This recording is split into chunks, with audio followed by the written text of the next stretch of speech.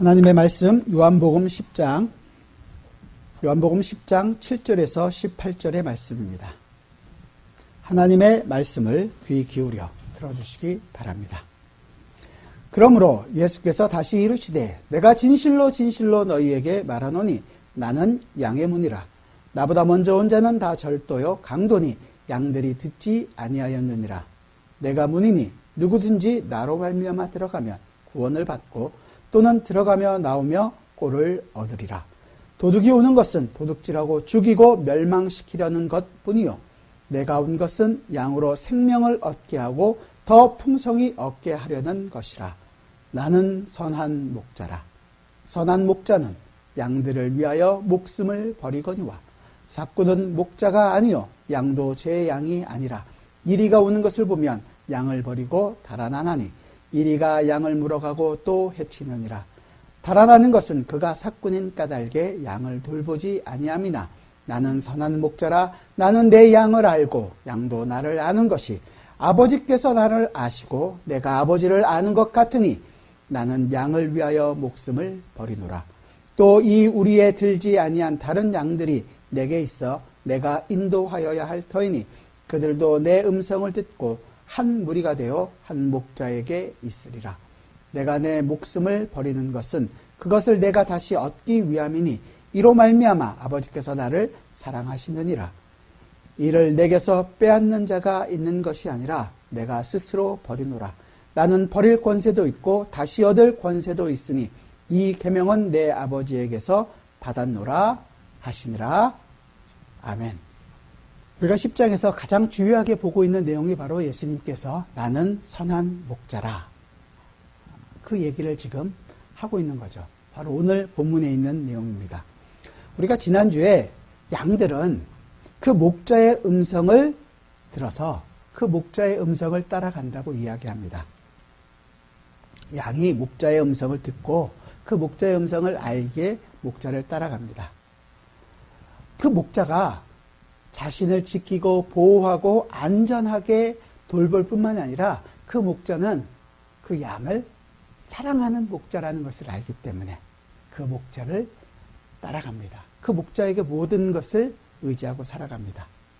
울타리가 그 양을 지켜주는 것이 아니라 그 목자가 있기 때문에 그 양은 안전하다는 것을 아는 것이고 그 목자가 자기와 항상 함께하다는 것을 알기 때문에 안전함을 고백하게 됩니다. 따라서 양은 목자가 자기를 정말로 사랑하는구나.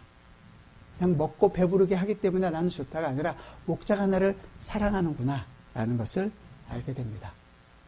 자녀들이 부모가 나를 얼마나 사랑하는지 그 사랑을 알게 되면 그럴 때 이제 자녀들이 철이 들었다라고 얘기하는데 그냥 옛날에는 먹을 거 주면 좋아하고 자기가 필요하니까 해결해 주면 좋아하고 그러던 아이들이 갑자기 설거지를 하겠다고 팔을 걷거나 부모의 사랑에 약간씩 감동하는 것을 보게 되면 이제 그 자녀들이 부모의 사랑을 알게 되는 거죠. 물론 그 안에는 꿍꿍이가 다 있어서 있기도 하겠지만 어쨌든 그 사랑을 알게 되면 움직이게 됩니다. 우리가 하나님의 사랑을 알게 되면 우리의 눈은 다른 어떤 것에 빼앗기지 않고 하나님께 고정될 것입니다. 우리는 그 사랑을 잘 알지 못하기 때문에 방황하게 되고 계속해서 내가 원하는 사랑, 나를 충족시켜줄 사랑을 찾아 헤매게 됩니다. 아니, 혹 그 하나님의 사랑을 알게 된다고 하더라도 우리에 있어서 이 죄된 본성은 언제나 우리가 좋아하는 것, 우리가 원하는 쪽으로 고개를 돌리려고 하는 그런 습관들이 남아있게 됩니다. 그때마다 우리는 빨리 돌아와야 되죠. 회개하고 돌아와야 합니다. 우리의 모습을 구약에 있었던 이사야 선지자는 이사야 53장 6절에서 우리는 다 양 같아서 양 같다고 얘기해요. 그릇 행하여 제 갈 길로 갑니다. 우리의 모습입니다.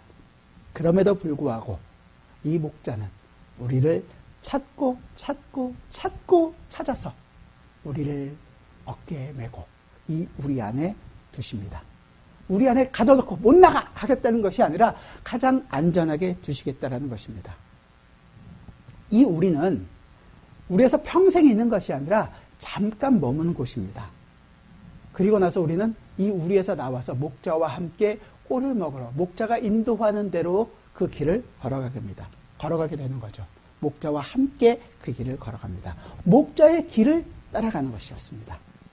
그 목자의 길을 따라갈 때 우리는 진정한 기쁨과 감사가 넘치게 되겠죠.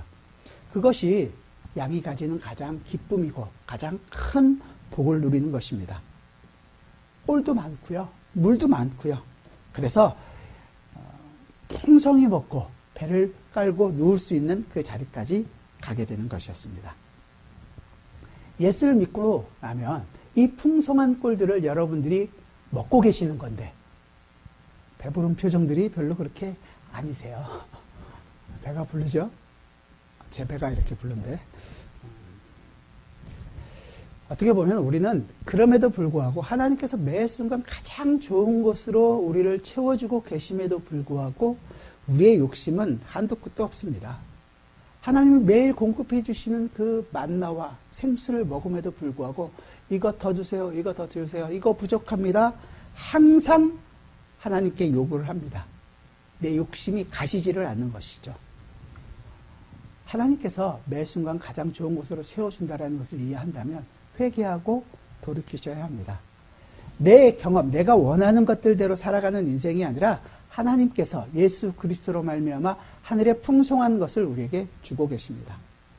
지금은 맨날 요구하지만 좀 지나서 생각해 보세요. 과거에 하나님께서 모든 것들을 풍성하게 채워주셨구나 라는 것을 고백하잖아요. 지금은 어떨까요? 지금도 지나고 나서 생각하면 가장 풍성한 것으로 하나님께서 공급해주고 계시다라는 것을 고백하게 될 것입니다. 그렇다면 지금 고백하고 그 풍성함을 누리시는 것이 마땅하지 않겠습니까? 그래서 오늘도 우리에게 그 풍성한 꼴로 먹이시고 인도해 주시는 우리는 그 목자를 따라가게 됩니다. 이스라엘은 그 목자의 음성과 비스무리하게 아주 다름에도 불구하고 마치 목자의 음성인 것처럼 이끌어가는 사람들이 많이 있습니다. 그것을 예수님께서는 분명히 그들을 향하여 절도요 강도라고 표현합니다. 우리가 이 10장이라 처음에 시작할 때 9장과 굉장히 연관되어 있다고 말씀을 드렸었어요. 9장에 있어서 그 맹인된 사람을 쫓아낸 사람들을 이야기하는 거죠. 하나님의 복음을 알고 그 꼴을 먹고 있는 그 자에게 그 꼴이 아니라 새로운 꼴이 있다는 것을 너희 지켜야 한다. 그 너희 눈을 뜨게 한 사람은 잘못된 사람이다. 이렇게 얘기하면서 그를 쫓아냈던 그 사람을 가리셔서 절도요 강도라고 얘기하는 것입니다. 그들은 그 모든 내용에 대해서 알 수가 없죠. 자기가 알고 싶은 걸로 꽉 차 있기 때문에 예수님께서 이야기하는 것에 대해서는 알지를 못하는 것이었습니다.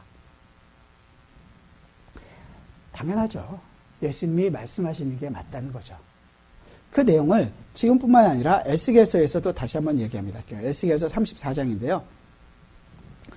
에스겔서 34장 1절부터 4절까지 제가 먼저 읽어드리겠습니다. 여호와의 말씀이 내게 임하여 이르시되 인자야 너는 이스라엘 목자들에게 예언하라. 그들 곧 목자들에게 예언하여 이르기를 주 여호와께서 이같이 말씀하시되 자기만 먹는 이스라엘 목자들은 화 있을진저 목자들이 양떼를 먹이는 것이 마땅하지 아니하냐. 너희가 살찐 양을 잡아 그 기름을 먹으며 그 털을 입되 양떼는 먹이지 아니하는도다. 너희가 그 연약한 자를 강하게 아니하며 병든 자를 고치지 아니하며 상한 자를 싸매주지 아니하며 쫓기는 자를 돌아오게 하지 아니하며 잃어버린 자를 찾지 아니하고 다만 포악으로 그것들을 다스렸도다. 지금 이스라엘의 절도요 강도인 그 사람들에 대한 거짓 목자의 표현을 이야기하고 있습니다. 그렇다면 오늘 본문에서 이야기하고 있는 이 선한 목자의 모습은 어떨까요? 계속해서 에스겔 선지자는 11절부터 이렇게 얘기합니다. 제가 11절부터 16절까지 다시 읽어드리겠습니다. 주 여호와께서 이같이 말씀하셨느니라. 나 곧 내가 내 양을 찾고 찾되 목자가 양 가운데에 있는 날에 양이 흩어졌으면 그 때를 찾는 것 같이 내가 내 양을 찾아서 흐리고 캄캄한 날에 그 흩어진 모든 곳에서 그것들을 건져낼지라.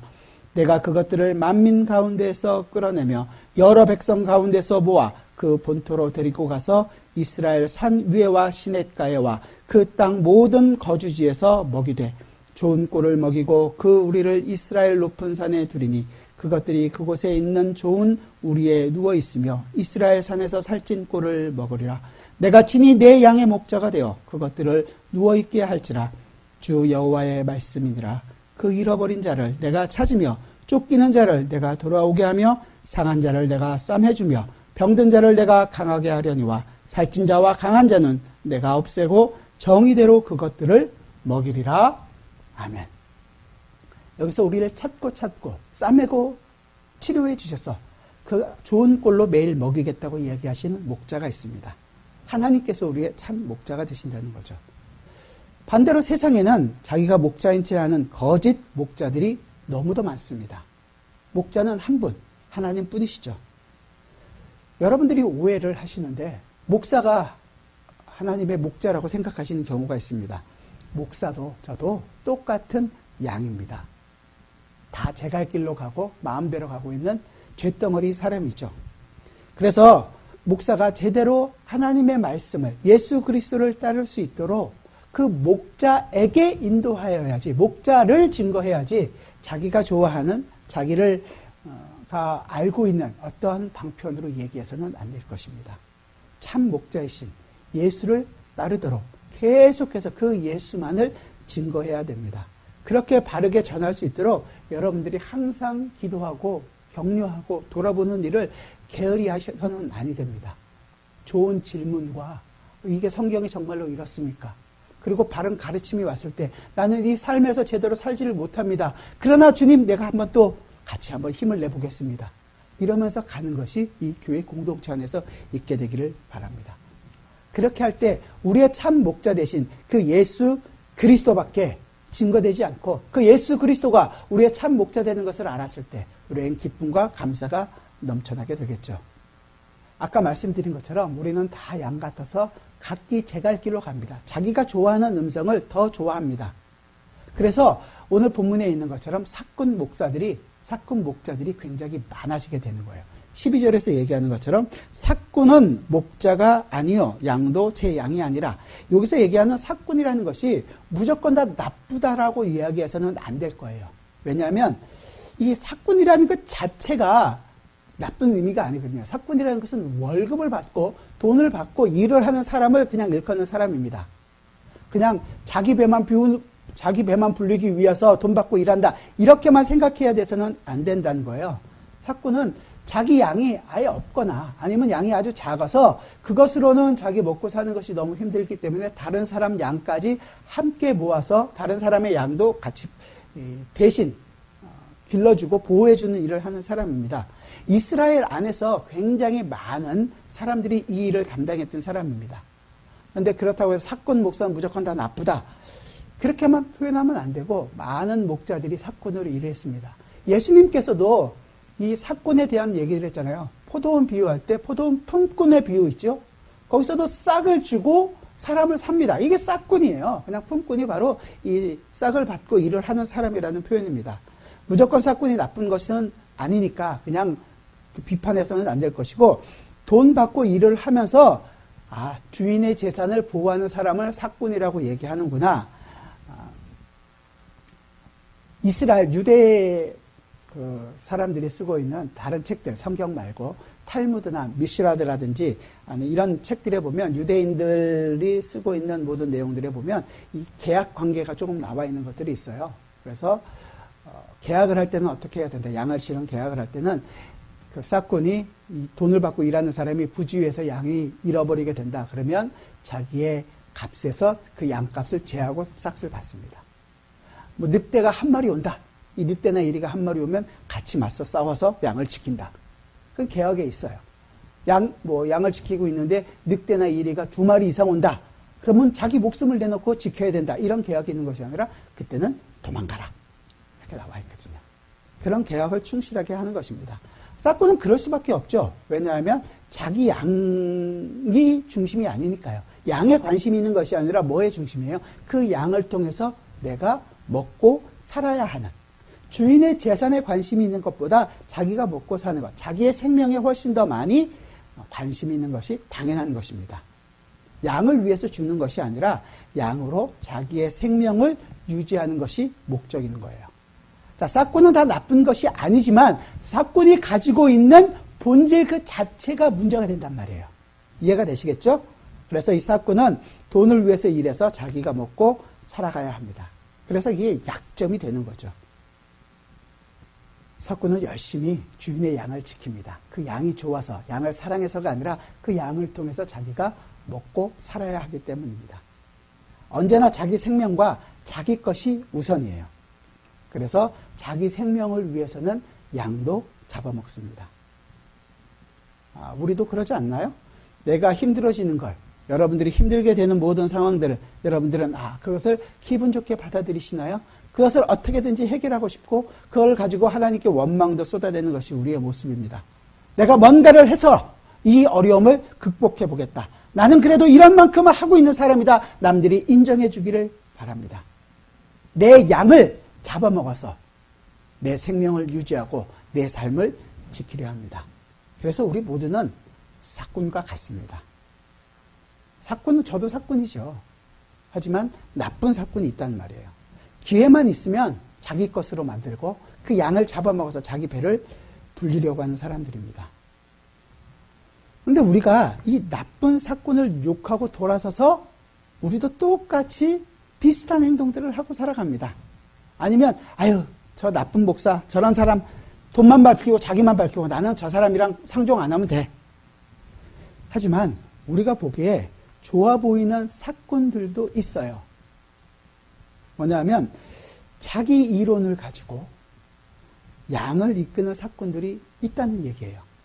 생활은 굉장히 옳게 보이고 좋아 보이고 바른 것처럼 보이지만, 좋은 말도 많이 하는 것처럼 보이지만 목자가 이끄는 대로가 아니라 자기가 이끄는 대로 양들을 이끌어 가고 싶은 사람들이 있습니다. 주일날 설교하는데 성경 본문과는 전혀 상관없이 다른 얘기를 한다거나 하나님께서 보여주고 있는 하나님의 말씀을 가르치기보다는 세상적인 진리를 가지고 와서 하나님의 말씀과 혼합해서 같이 설명을 한다거나, 이대로 하면 성공하게 될 것입니다. 긍정적으로 사고하십시오. 그러면 여러분들이 이 땅에서 잘 될 수 있을 것입니다. 라고 이야기하는 것들은 우리가 당연히 의심해 봐야 하는 것이죠. 왜냐하면 세상의 좋은 소리로 여러분들에게 맞다고 이해한다는 것은 하나님의 말씀과는 다른 것일 수 있기 때문에 그렇습니다. 그러니까 무조건 성공하는 건 다 나쁘냐, 그런 의미로 얘기 드리는 것이 아니라는 것을 여러분들이 잘 아실 거예요. 오히려 하나님의 말씀이 우리에게 주는 것은, 아니 그렇게 살아서 어떻게 우리가 이 땅에서 살아갈 수 있습니까? 아니 어떻게 매일매일 우리 보러 죽으라고 이야기하는 거예요. 어떻게 그렇게 살 수 있습니까? 이런 생각이 들게 된다면 이게 어쩌면 조금 더 복음과 더 연관이 가까운 가능성이 있을 것입니다. 우리 노력으로 할 수 있다. 그런 방법을 제시하는 것은 사꾼의 방식입니다. 그래서 교회에서 많이 하고 있는 제자 훈련이나 아니면 큐티나 전도 폭발이나 성경 공부하면, 성경 공부 열심히 하면 천국 갈 수 있습니다. 성경을 매일매일 묵상하고 읽으면 어떤 좋은 것을 하나님께서 채워주실 것입니다. 라고 이야기하는 것은 성경의 옳은 가르침이 아닙니다. 그 모든 것은 사실은 하나의 수단일 뿐이지 진정한 방법은 오직 예수 그리스도의 십자가뿐입니다라는 것을 알아가야 하는 것입니다. 제자 훈련이 남는 것이 아니라 그 제자 훈련을 통해서 알게 된 예수 그리스도와 그분의 십자가를 알게 됐고, 그 제자 훈련이 아닌 예수 그리스도 때문에 나에게 구원이 전달되었습니다. 그 구원은 예수 그리스도뿐입니다 라는 것을 고백하게 되어야 되는 것이죠. 하지만 우리는 어느 순간인가 우리는 이만큼 좋은 프로그램이 있습니다. 우리는 이런 훈련을 나는 다 받았습니다. 나는 이만큼 괜찮은 성도가 되었습니다. 라는 것으로 자랑하게 되고 서로 기뻐하게 됩니다. 그걸 구원이라고 생각하는 거예요. 아닙니다. 절대 그것은 구원이 바르게 전달된 것이 아닙니다. 구원은 오직 예수 그리스도와 그분의 십자가, 그분이 율법 아래 오셔서 모든 율법을 다 이루신 그 삶 가운데서 이루어지는 것 뿐입니다.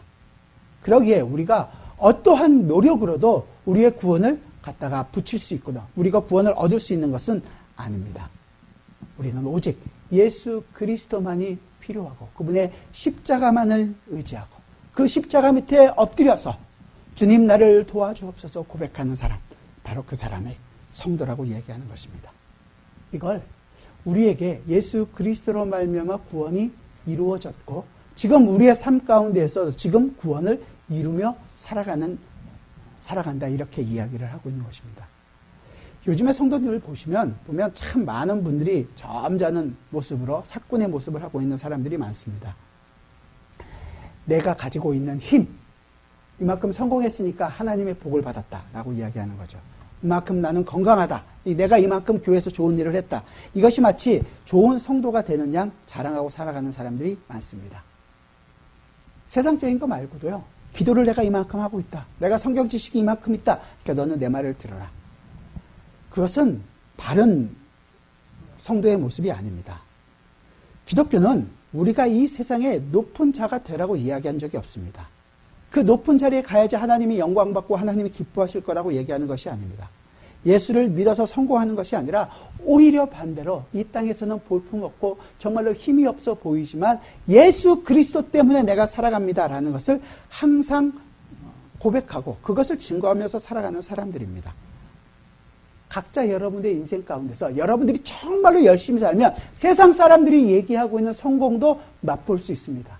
그러나 그 성공이 내가 그 성공 때문에 하나님이 영광 받으시는 것이 아니라 그 걸어가는 길 동안 하나님께서 나를 도우시고 나를 보아서 이 자리까지 가게 하셨다는 예수 그리스도가 증거된다는 것. 이것이 하나님이 기뻐하시는 삶입니다. 그래도 좋은 게 좋은 것 아닙니까? 라고 생각이 든다면 우리가 빨리 회개해야 되겠죠. 우리는 이 세상에 살아가면서 세상이 줄 수 있는 평안으로 기뻐하는 것이 아니라 하나님께서 주시는 하늘의 평안을 가지고 좋아합니다. 하늘의 평안을 가지고 그것을 땅의 것으로 바꿔서 땅의 것도 가져야 한다고 얘기하는 것을 나쁜 사꾼이라고 얘기하는 거예요. 병도 고쳐주고 좋은 걸로 다 응답해주고 그런 것들을 따라가게 하죠. 하나님이 그 모든 것을 아끼지 않고 우리에게 베풀어 주실 수 있다고 저는 믿습니다. 그러나 하나님은 우리가 원하는 것을 주시기보다 우리가 필요한 것, 우리에게 정말로 필요한 것들로 채워주십니다. 그 하늘의 것으로 우리를 가장 선한 길로 인도해 주십니다. 왜냐하면 우리가 세상에 속한 것을 받으면 그 세상적으로 항상 가기를 더 좋아한다는 것을 하나님이 우리보다 더 잘 아시기 때문에 우리가 필요한 것, 성령을 너희에게 주실 것이다. 이렇게 얘기하시는 거예요. 그리고 그 길이 가장 안전한 길이라는 것을 하나님은 잘 아십니다. 우리가 과거에 전력이 많아요. 하나님 없이도 살았었고요. 하나님을 알고 나서는 그 하나님의 이름을 팔아서 내 것을 지키기 위해서 살아갔던 사람들이에요. 나쁜 사꾼들이었다는 거죠. 그래서 지금도 어쩌면 자꾸만 그것을 요구합니다. 하나님 이것도 해주세요. 저것도 해주세요. 이거 필요합니다. 마치 하나님을 흥신소 직원처럼 부려먹을 때가 있죠. 신속정확, 비밀 보장. 해결만 되면 좋은 거예요. 뭘 갖다 붙여도 그건 상관이 없습니다. 그건 성도라고 얘기할 수 없죠. 하지만 이 선한 목자는 양에 필요한 모든 걸 가장 필요할 때 공급해 줍니다. 양은 그 목자를 압니다. 목자는 이 양에게 가장 좋은 풀이 전부가 아니라는 것을 알려주세요. 그래서 그 목자를 선한 목자라고 이야기합니다. 그냥 풀만 먹으면 좋겠다. 이게 아니라 그 양에게 정말로 필요한 것이 풀만이 아니라는 것을 알려주시는 거예요. 누가 필요하냐? 바로 목자 자신이 필요하다는 것을 알게 해주십니다. 선한 목자 때문에 물을 먹고 꿀을 먹고 쉼을 얻고 하는 것이 아니라 선한 목자가 자기의 위로가 되고 자기의 선한 목자가 자기의 방패가 되고 선한 목자가 나의 가장 강력한 힘이 된다는 것을 알기를 원하는 것입니다. 교회가 어느 순간 내가 필요한 위로, 내가 갖게 될 힘 이런 것들만 계속 보여주고 이걸 추구하고 가기 때문에 그래서 프로그램을 더 많이 그래서 성도들을 돌리기 시작합니다. 그리고 그런 것들을 자랑하듯이 진열해 둡니다.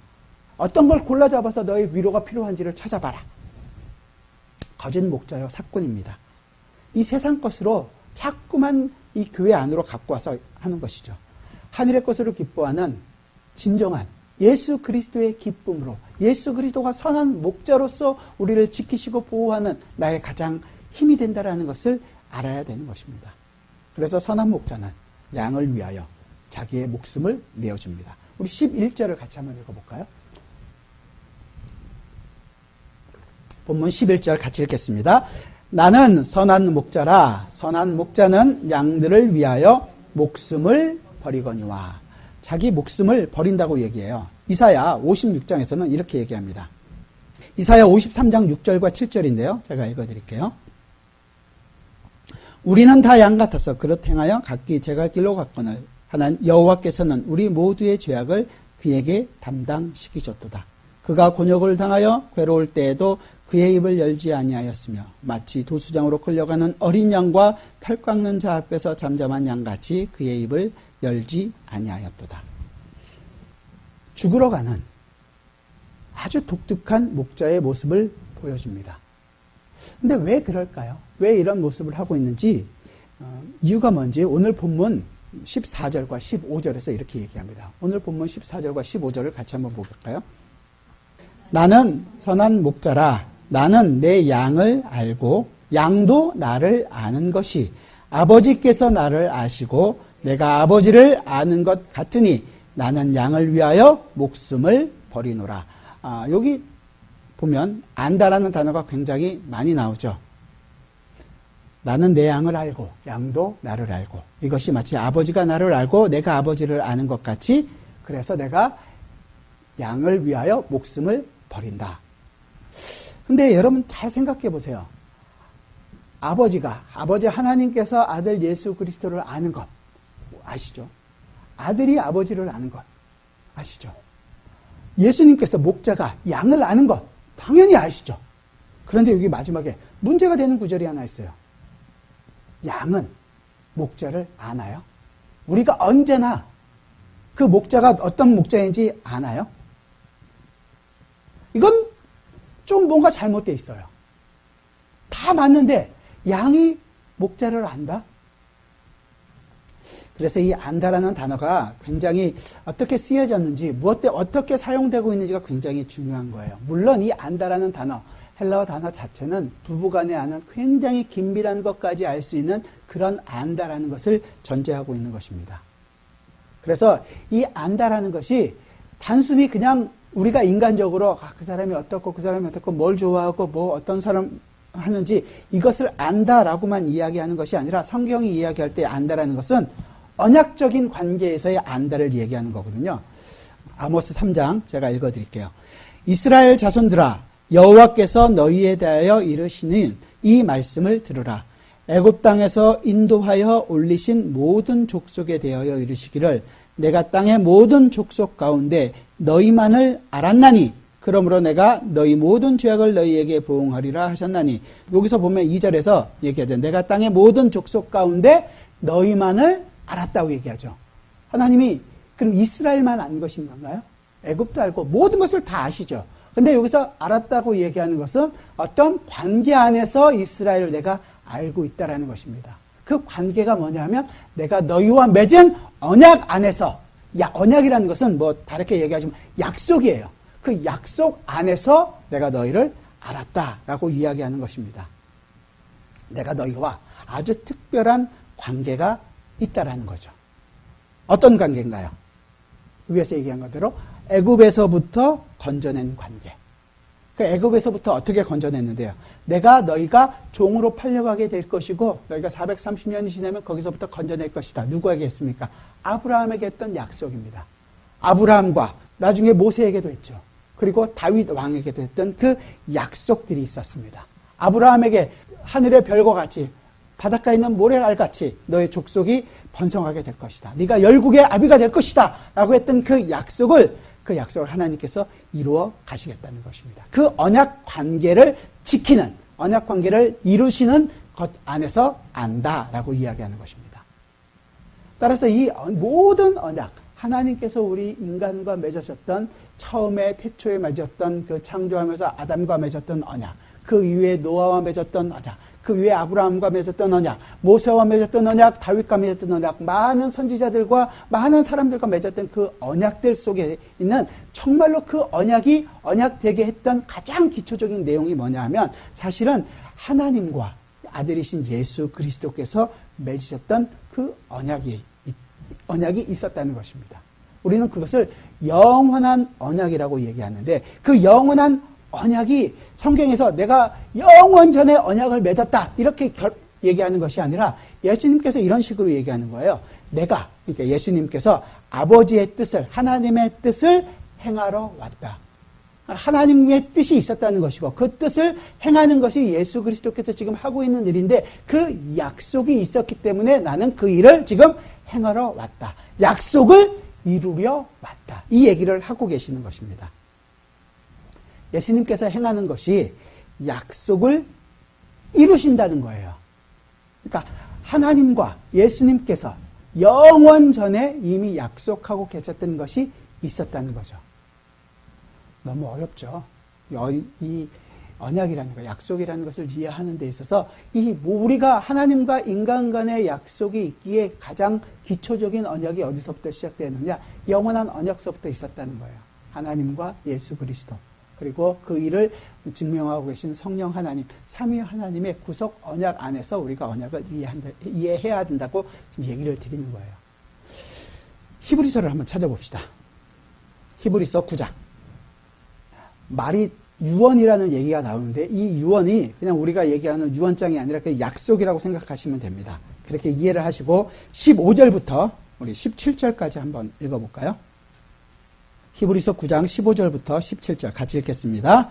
이로 말미암아 그는 새 언약의 중보자시니 이는 첫 언약 때에 범한 죄에서 속량하려 주구사 부르심을 입은 자로 하여금 영원한 기업의 약속을 얻게 하려 하심이라.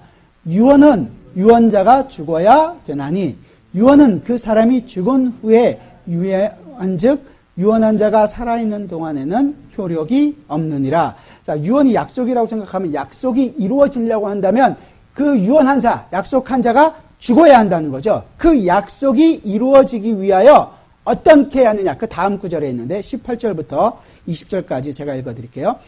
이러므로 첫 언약도 피 없이 세운 것이 아니니 모세가 율법대로 모든 계명을 온 백성에게 말한 후에 송아지와 염소의 피 및 물과 붉은 양털과 우슬초를 취하여 그 두루마리와 온 백성에게 뿌리며 이르되 이는 하나님이 너희에게 명하신 언약의 피라 하고, 여기서 피가 흘러야지만이 어떻게 된다는 거예요? 언약이 이루어진다라는 뜻입니다.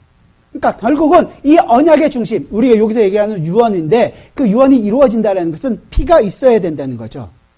이 짐승이 죽어서 피를 흘리고, 단순히 그냥 짐승이 죽어서 피를 흘린다라는 내용이 아니라 그것은 예수 그리스도께서 십자가에서 자기의 모든 물과 피를 다 쏟고 죽으시는 그 내용을 보여주고 있는 거잖아요. 그러니까 결국은 예수님께서 피 흘리심이 있어야 되는 것입니다. 이걸 가리켜서 아버지와 아들이 서로 아는 관계라고 얘기하는 거예요. 하나님과 아들이신 예수 그리스도께서 언약을 맺으셨어요. 그 언약에는 아들이 피 흘리기로 약속이 되어 있었다는 거예요. 왜냐하면 앞으로 점점 나타나게 되겠지만 그 안다는 의미라서 내가 아버지를 안다.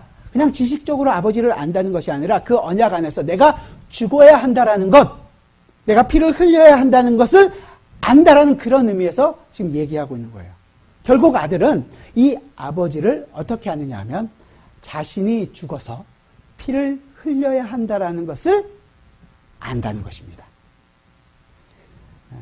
이게 우리가 알고 있는 모든 언약의 원형이에요. 원 모델이에요. 그리고 이제 우리가 이 언약을 알고 있는 나머지 언약들은 다 이 언약에서 나온 복사판으로서 아브라함의 언약, 모세의 언약, 다윗의 언약, 이 모든 언약들이 나오게 된단 말이에요. 하나님과 아들이신 예수 그리스도의 언약을 근거해서 나타나게 되는 언약이죠. 아브라함과 하나님의 언약을 맺었어요. 그렇죠? 그리고 창세기 15장에서 그 언약을 어기게 되면 어떻게 된다고 그랬죠? 쪼개놓고 하나님의 불만 지나가죠. 쪼개진 그 언약이 깨지면 깨진 사람이 이렇게 죽게 될 것이다 라는 것을 이야기하고, 원래는 둘이 언약 당사자가 같이 지나갔는데 하나님의 불만 지나가시는 거예요. 언약은 아브라함이 못 지켰습니다. 하나님의 약속을 지키지 못했어요. 이스마엘 만들고 자기 좋은 대로 다 했습니다. 그럼에도 불구하고 죽는 것은 하나님이 죽겠다. 왜? 그 전에 하나님과 아들이신 예수 그리스도의 언약이 있었기 때문에 가능했단 말이죠. 이걸 이해하면 우리가 뭐 맨날 아브라함의 믿음을 본받자 이런 얘기를 할 필요가 없다는 거예요. 그래서 왜냐하면 아브라함은 우리가 보고 있는, 우리가 지금 경험하고 있는 예수 그리스도로 인하여 완전히 경험하고 있는 그 언약 가운데 있는 우리를 보고 정말로 원했으니까요. 그것을 바라보기를 원했으니까요. 우리는 예수 그리스도의 십자가를, 그 원형을 너무도 잘 알고 있기 때문에 우리의 모든 것들이 더 아브라함보다 더 놀라운 신앙을 우리가 가지고 있는 사람들이란 말이에요. 따라서 그냥 구약의 모든 언약의 근거는 바로 예수 그리스도와 하나님과의 맺으셨던 그 언약 가운데서 바라봐야 한다. 그래서 그렇다면 이제 이 예수 그리스도께서 언약을 어떻게 지키셨느냐? 우리가 목자가 이제 이 양을 아는 것은 아버지와 아들과의 언약 안에서 목자가 우리를 안다고 얘기하는 거예요. 다만 그것도 똑같이 목자가 우리를 아는 것도 지식적으로 아는 것이 아니라 언약 안에서 그렇게 안다라는 것이 들어있게 되는 거잖아요. 그렇다면 하나님이 예수 그리스도와 맺으셨던 언약이 우리에게도 똑같이 적용이 되는 것입니다. 그러니까 목자가 우리를 아는데, 목자가 양을 아는데 그 양도 어떻게 아냐면 피 흘림 안에서, 언약 안에서, 제사가 이루어진 것 안에서 안다는 거예요. 그러면 언약, 이 피 흘림이라는 것은 결국은 죽음인데 예수 그리스도께서 십자가에서 죽으시고 그걸로 끝이 났으면 우리에게는 아무런 기쁨이나 아무런 힘이 없겠죠. 그런데 그것이 끝이 아니라 그 예수님의 죽음, 언약의 가장 특징이 뭐냐면 지키면 살고 안 지키면 죽을 것인데 예수님께서 온전히 다 지키셨잖아요. 그 지키신 거에 대한 상급이 있어야 된단 말이죠. 그 상급이 뭐였느냐? 바로 부활인 것입니다. 예수님이 부활하신 거죠. 그 십자가의 상급이 바로 부활인 거예요. 그래서 예수님의 제자들에게 가르치실 때 하나님께서 예수 그리스도 나에게 하나님의 나라를 주신 것처럼 나도 너희에게 나의 나라를 맡긴다. 그 상급을 똑같이 주고 있는 것입니다. 이 일이 진행되는 데 있어서 이 언약이 맺어지고 이 언약이 이루어지는 데 있어서 우리가 한 일이라고는 진짜 조금도 없어요. 아무것도 없습니다. 아니, 있지요. 우리는 예수를 죽였습니다. 십자가에 못 박아라.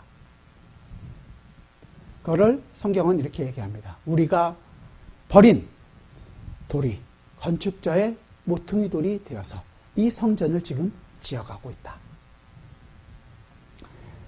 왜냐하면 왜 우리는 그 돌을 버리냐면 우리 생각이 맞으니까요. 이 방법은 아니니까요. 예수 그리스도께서 하고 있는 모든 내용들은 잘못됐다고 생각이 되니까요.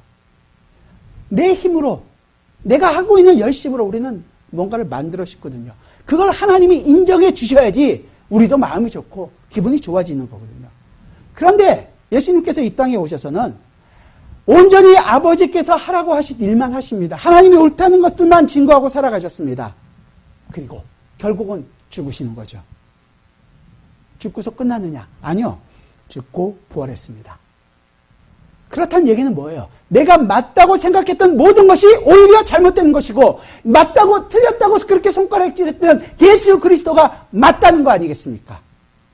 그렇다면 이제 우리는 그것 때문에 우리의 죄가 드러나게 되는 것이고 그 죄가 드러났다는 것은 그 죄로 말미암아 죄의 삭은 사망이라는 사망의 선고가 우리에게 주어졌다는 것이고 그 영원한 죽음 가운데 우리가 있는 것이 마땅하다는 것을 알게 되는 것입니다. 하나님이 이 모든 일을 하신 것이 옳다는 것이 증명이 되는 거예요. 이 증명이 된다는 것 자체가 하나님이 영광을 받으신다는 것입니다. 하나님께서 왜 우리에게 상한 심령으로 오기를 원하느냐, 꺼져가는 촛불 같은 그런 마음으로 오기를 원하느냐 하면 바로 우리의 죄가 드러나는 그 자체가 하나님께는 영광이 되기 때문에 그렇습니다. 우리는 고개를 들지 못하는 바로 그 순간이지만 그렇게 죄가 드러날 때 예수 그리스도의 십자가가 증명될 때 하나님이 옳다라는 것이 증명이 되는 것이고 그것이 하나님의 영광이 되기에 그러합니다. 바로 그 순간 우리에게는 내 힘으로는 도저히 안 되는구나. 오히려 나는 십자가에 죽어 마땅한 게 나였구나. 그걸 알게 되는 것입니다. 그걸 우리는 은혜라고 얘기하는 거죠. 그런 면에서 보면 참 제가 생각할 때 하나님은 속도 없으신 분 같아요. 오장육부 다 배우치고 다른 것은 아무것도 없고 단지 우리만, 하나님의 눈에는 우리만 보이시는 것 같아요.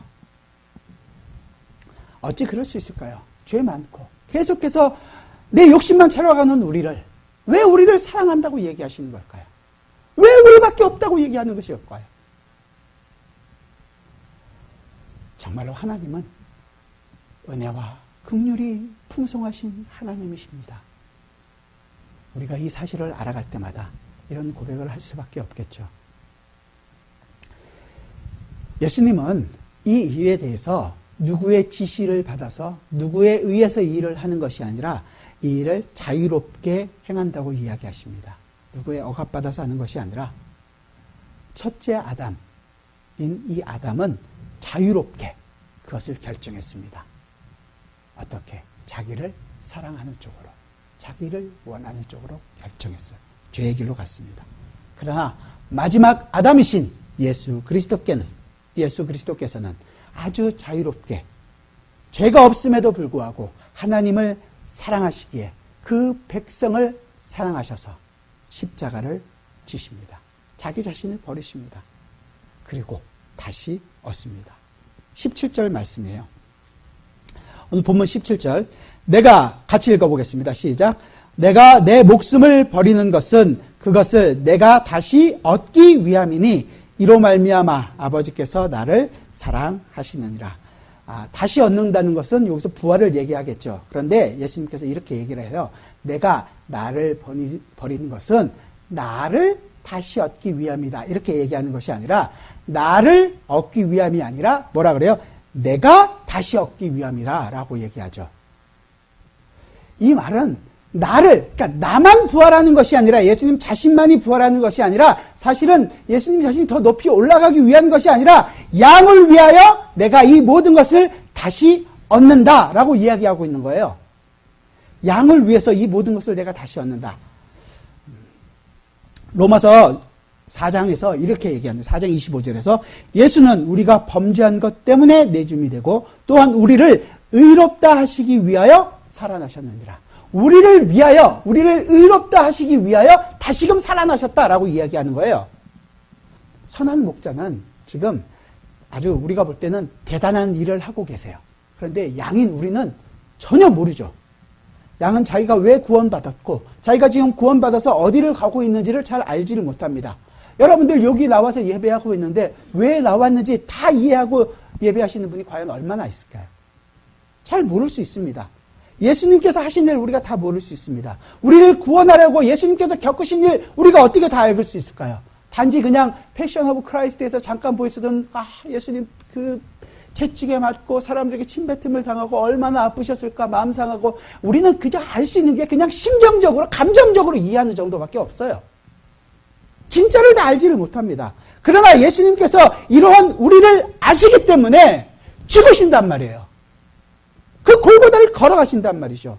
그래서 예수님은 우리가 얼마나 악한지 때문에 절대 놀라지 않으시는 거예요. 여러분들이 얼마나 못한 것 때문에 상처받지 않으신단 말이에요. 우리는 오늘도 나는 이것밖에 못해서 주님 죄송합니다라고 생각하는데 그것 때문에 힘들어하지 않으신단 말이에요. 왜? 우리가 어떤 사람인지를 너무 잘 아시기 때문에. 우리는 오늘도 예수님이 십자가에 있으면 십자가에서 내려와서 네가 어떤 능력을 가지고 있는지 한번 보여봐라 라고 이야기하고 있는 족속이라는 것을 예수님께서는 너무도 잘 아신다는 거죠. 우리가 예수님을 놀라게 할 수 있는 죄는 없습니다. 그렇게 우리를 아시기 때문에 주님은 죽으십니다. 우리가 알듯이 예수님의 죽으심은 죽음으로 끝나는 것이 아니라 상급으로 끝이 납니다. 부활로 끝이 납니다. 부활이라는 그 승리가 주어졌습니다. 약속대로 죽으신 예수님을 하나님은 약속대로 다시 살려내시는 거죠. 주님께서는 죽는 고통 속에서도 이 부활의 영광 속에서도 언제나 주님의 관심은 이 양에게 있습니다. 이 양을 위하여 양을 잊어버리지 않습니다. 선한 목자는 양을 잡은 손을 절대로 놓지 않으십니다.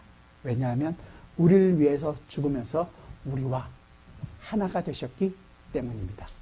바울은 그래서 로마서 6장에서 이렇게 얘기합니다. 6장 3절부터 제가 읽어드릴게요. 무릇 그리스도 예수와 합하여 세례를 받은 우리는 그의 죽으심과 합하여 세례를 받은 줄을 알지 못하느냐.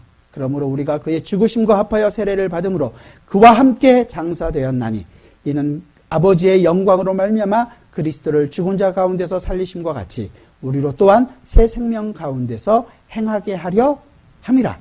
만일 우리가 그의 죽으심과 같은 모양으로 연합한 자가 되었으면 또한 그의 부활과 같은 모양으로 연합한 자도 되리라. 그의 죽음과 함께 죽고 그의 부활과 함께 부활. 이것이 성도의 모습이고 예수 그리스도를 아는 양이 안다고 이야기하는 것입니다. 이 언약 안에서 피가 흘려졌고 이 부활의 영광을 우리도 함께 누리는 자가 되었습니다. 예수 그리스도의 성품이, 예수 그리스도의 그 인격이 우리 안에 부어져서 우리 삶 가운데에서 나타나지게 된다라는 얘기예요. 우리의 상상을 넘는 일이 지금 일어난 거예요. 그 영광이 어떤 건가? 안 살아보니까 경험을 못 하시는 거란 말이에요. 나가서 그리스도와 함께 그 골고다를 걸으셔야죠. 십자가를 걸으셔야죠. 하나님의 원하시는 삶을 살기 위하여 정말로 피가 터지는 삶을, 그 싸움을 싸우셔야죠. 그거 없이 어떻게 우리가 이 영광을 누릴 수가 있단 말입니까? 어떻게 이 기쁨을 누릴 수가 있단 말입니까? 할 수가 없겠죠. 그리고 나는 안 되는가 봐. 나는 안 되는가 봐. 우리의 예배 속에서 우리가 열심히 성경 공부를 하고 있는 그 내용 속에서 예수 그리스도로 말미암아 주어지는 참 기쁨과 평안이 있다면 성경이 이야기하는 대로 세상은 우리를 우겨쌀지라도 우리는 우겨쌈을 당하지 않습니다. 그 우겨쌈을 당하는 현장 속에서 경험하셔야 될 거 아니에요. 욕먹는 자리 속에서 내가 그 욕으로 말미암아 쓰러지는 인생이 아니라는 것을 확인하셔야 될 거 아니에요. 맨날 편안하고 맨날 좋은 것들만 가기를 원하고 맨날 그냥 잘 되는 것이 하나님께 기쁨이 되기를 원하고 있다면 이 영광은 어쩌면 우리와는 전혀 상관이 없는 영광일지도 모르겠습니다. 예수 그리스도가 이 부활하신 영원한 상급이 지금 우리에게 부어졌습니다. 어찌 우리가 우리 자신만을 위해서 살아갈 수 있겠습니까? 우리 모두는 우리를 위하여 사는 자가 아닙니다. 아버지께서 아들을 알듯이 선한 목자가 우리 양을 알듯이 양도 그 선한 목자의 음성을 듣고 선한 목자를 압니다. 세상은 우리를 향하여 비웃을 거예요. 너희처럼 살아서 그게 어떻게 살아갈 수 있겠니? 압니다. 그러나 우리는 그 예수 그리스도의 죽음과 하나가 되었고 그 죽음과 하나가 되었기 때문에 예수 그리스도의 부활에도 참여한 자가 되었습니다. 그 종의 모습으로 살아가는 것 같으나 영광을 가진 자의 삶입니다. 다 잃어버렸지만 우리에게는 모든 것을 가지신 오직 한 분, 선한 목자 예수 그리스도를 압니다. 그분이 나의 모든 것입니다.